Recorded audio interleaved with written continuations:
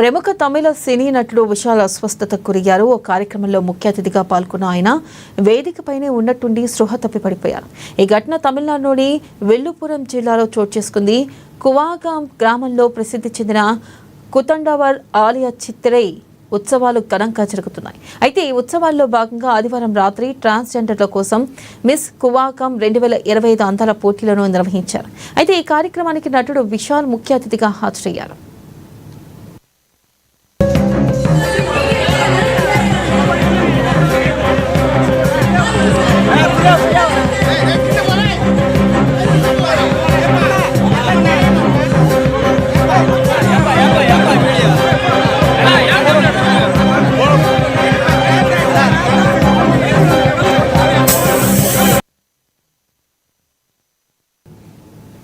అయితే ఇక కార్యక్రమం జరుగుతూ ఉండగా వేదికపై ఉన్న విశాల్ అకస్మాత్తుగా స్పృహ కోల్పోయి కిందకు పడిపోయాడు.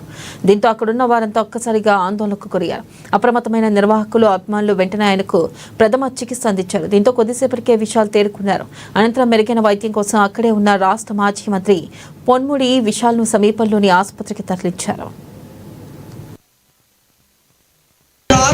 பற்றாக்குறை என்றாலே